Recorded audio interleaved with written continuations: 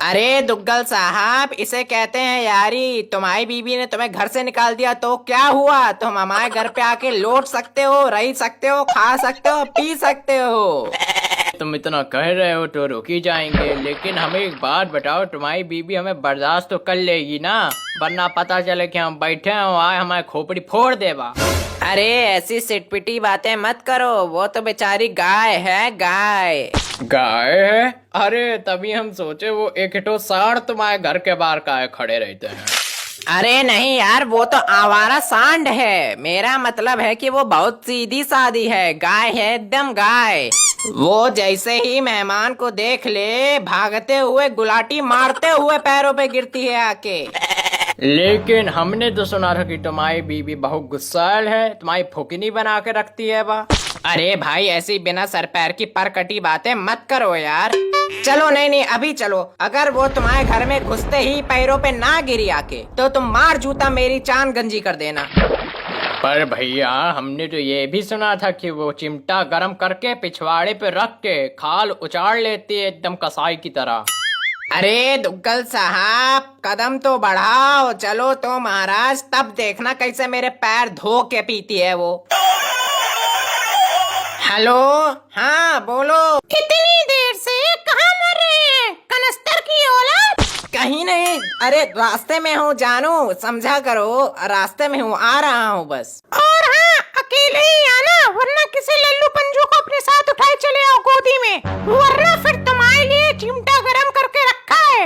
ऐसा डिजाइन बनाएंगे ना कि सारी पुश्तें याद रखेंगी। क्या आज तुम्हारा व्रत है? आज पैर नहीं छू पाओगी? अरे क्या बोल रहा है, ये क्या बोल रहा है लल्लू राम? खोपड़ी गर्मी में सटपटा गई है क्या?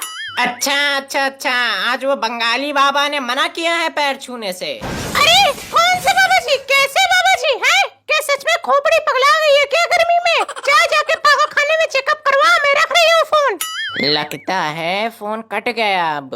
अरे ओ मनूस की बच्ची, ऐसे कैसे पैर नहीं छुएगी हैं?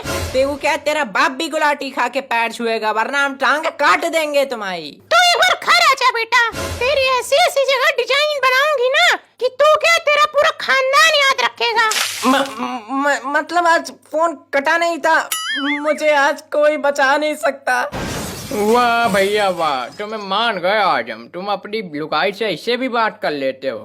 हमारे अंदर तो साहस नहीं है। अगर हमने कोशिश की तो क्या पता हमारे दो रापट दे और घर से निकाल दे बाहर अलग।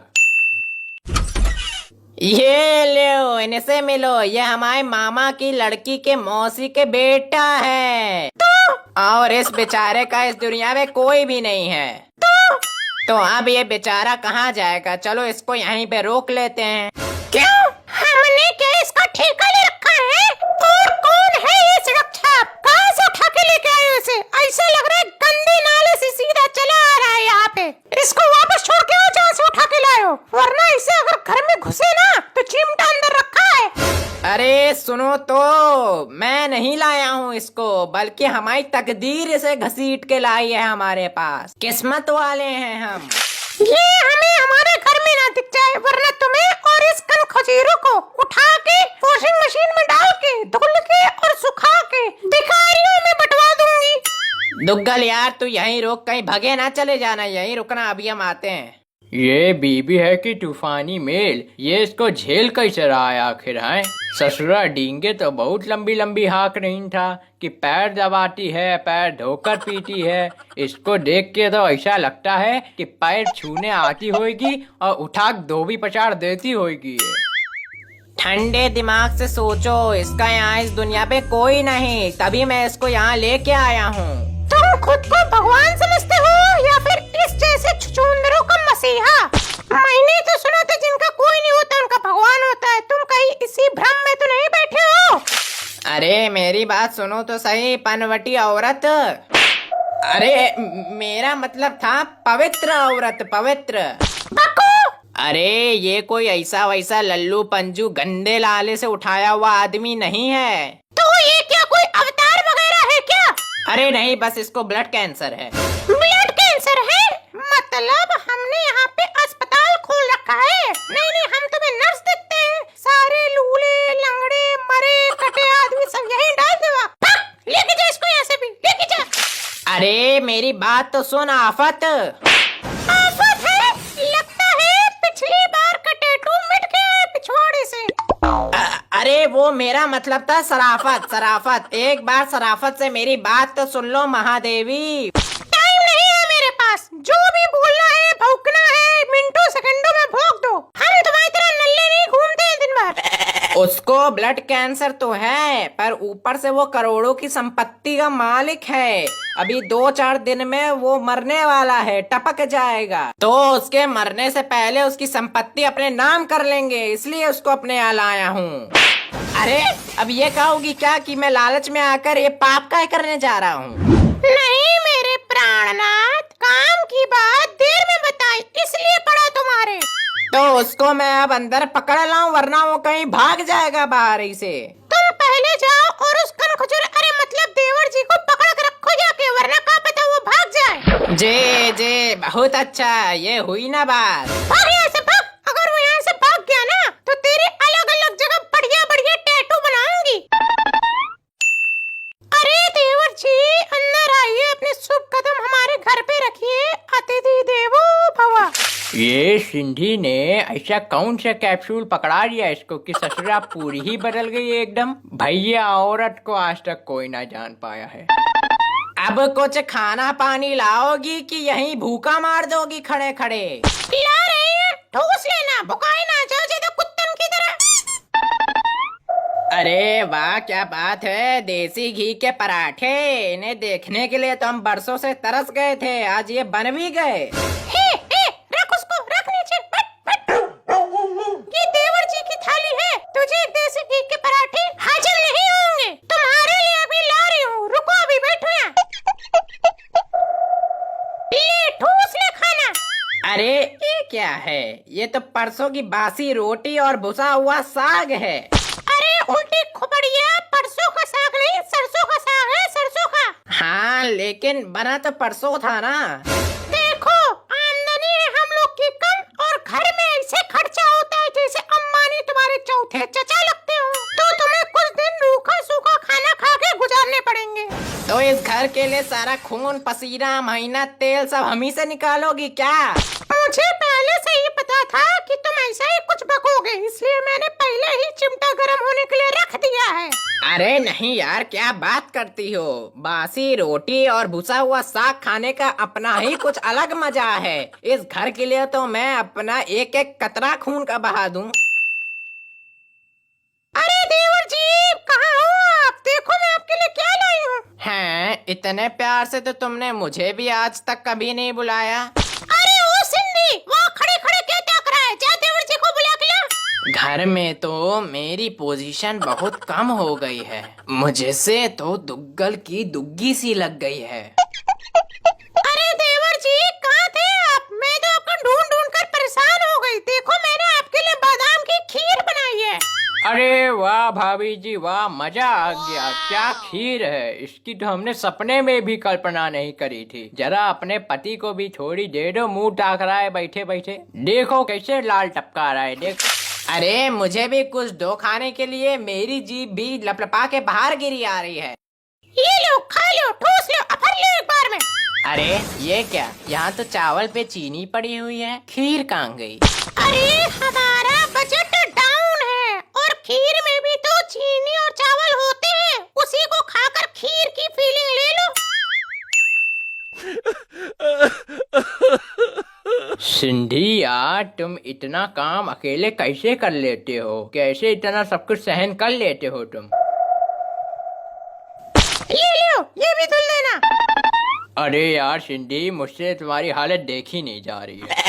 अरे बहुत बुरा फंस गया रे। मैंने अपने पैरों पर खींच की कुल्हाड़ी मार ली है। ना मैं उस लालची औरत को प्रॉपर्टी का लालच देता, ना मेरी कुछ ऐसी दशा होती। ये लो, ये भी एकदम से बढ़िया साफ कर देना। ए सिंधी, इधर दे कपड़े, इधर दे, मैं धोता हूँ तेरे लिए, दे। रहने दे यार, सह लेंगे थोड़ा सा, मुझे ये सब वैसे भी करने की आदत है। लाओ लाओ हमको दो, आज हम ही सारे कपड़े धुल डालिए, आज सारा दोस्ती का फर्ज यहीं उतार दिया। रहने दे ना, पिटवाएगा क्या मुझको? अरे यार दिखाओ तुम, इधर दो। मैंने कुछ नहीं किया, यही दुग्गल साहब थे, दुग्गल साहब। यही कपड़े को ऐसे खींच रहे थे जैसे रबड़ बैंड हो। गलती चाहे किसी की भी हो, सूते तुम ही जाओगे, चिमटा तुम्हारे ही चिपकेगा। अरे अरे क्यों भाई, क्यों? ऐसा थोड़ी ना होता है। जब देवर जी को कपड़े धुलने नहीं आते तो तुम बता नहीं सकते थे? अरे ये कहाँ का न्याय हुआ? ये तो अन्याय है, अन्याय। मेरी सलवार फटी है, मैं देवर जी को कुछ कह नहीं सकती, चाहे सारी गलती उन्हीं की क्यों ना हो। पर मुझे गुस्सा भी तो आ रहा है, तो गुस्सा तो उतारना पड़ेगा। तो चलो जल्दी। अरे लेकिन नहीं नहीं, पीपे छोड़ा, जला दिया रे। यार सिंधी, एक बात बताओ हमका कि जिस दिन हम तुम्हारे यहाँ आए थे उस दिन तुम्हारी बीवी तो आग उगल रही थी, उसको बर्दाश्त ही नहीं हो रहा था हमारा आना। हमें तो ऐसा लग रहा था कि उठा कभी मटका खोपड़ी फोड़ देगी हमारी। तूने इसे का बोल दिया जो हमारी एकदम से वह पूजा करने लगी? अरे छोड़ भी उन सब बातों को, पुरानी बातें हैं, मिट्टी डालो। आई का हो गया? काय रख रहे हो गधे की तरह है? उस चमगादड़ ने कुछ ज्यादा ही गरम चिमटा लगा दिया था, एकदम कतई ज्वालामुखी जैसी आग निकल रही है। विधाता ने तुम्हारी किस्मत में यही लिखा है। तुम बस ये बताओ कि तुम्हारी बीबी अचानक से हमारी पूजा कैसे करने लगी? यार हम दोनों बचपन से साथ में रहे हैं, स्कूल की दीवार फांद कर गन्ने के खेतों में घुस कर बीड़ी फूका करते थे। अब तो बीबी ही बीड़ी जैसी मिल गई है। अगर उस समय 4-6 अक्षर खोपड़ी में घुसा लेते तो आज ये दशा ना होती। बीड़ी जैसी बीवी है तो रुको, अभी तुम्हारे धुआं निकालती हूँ। बीड़ी जैसी हो या माचिस जैसी, तुम बस हमको ये बताओ कि तुम्हारी वो नकचड़ी सी परकटी सी बीबी जो जहर उगलती थी वो मियान में आई कैसे? अरे यार ये औरतें अव्वल दर्जे की बेवकूफ होती हैं। इनका दिमाग इनकी खोपड़ी में नहीं, इनकी चुटिया में वास करता है, और हमारी वाली की तो चुटिया में भी नहीं वास करता है। इनको बेवकूफ बनाने के भी दो ही रास्ते होते हैं। पहला, या तो अपने दिल पे पत्थर रख के इनकी झूठ मूठ की तारीफ कर दो, या फिर दूसरा कि इन्हें किसी चीज का लालच दे दो, क्योंकि ये लालची भी अव्वल दर्जे की होती हैं। अरे हमारे तीरंदाज कौन सा चीज चला दिया तुमने? देख, तारीफ तो बहुत कम काम आती है, लेकिन लालच इतना ज्यादा काम आता है कि वो आदमी को भी खोपड़ी के बल घुमा के रख देता है। तो फिर मैंने उसे ये लालच दिया कि तू बहुत ज्यादा करोड़पति है और अभी कुछ दिन का मेहमान है, तो अपनी सारी प्रॉपर्टी हमारे नाम करके जाएगा। बस फिर होना क्या था, वो लालची प्राणी तुम्हारे आगे पीछे दुम हिलाते हुए घूमना शुरू कर दी। अरे ये बात, शाबाश बेटे, बहुत आगे जाएगा तू। वाह वाह, क्या दिमाग लगाया है। अपने इस लीचड़ खटिया कन खजूरे जैसे शकल वाले दोस्त को घर में घुसेड़ने के लिए क्या आइंस्टाइन जैसा दिमाग लगाया गया है? अरे नहीं जारू, अरे वो बात ये है कि चुप सिंधी चुप, तू जिंदा है कि अंधा है? किसी को भी उठा के भर लेते हैं घर में। अरे भाभी जी, वो ऐसा नहीं, वो अरे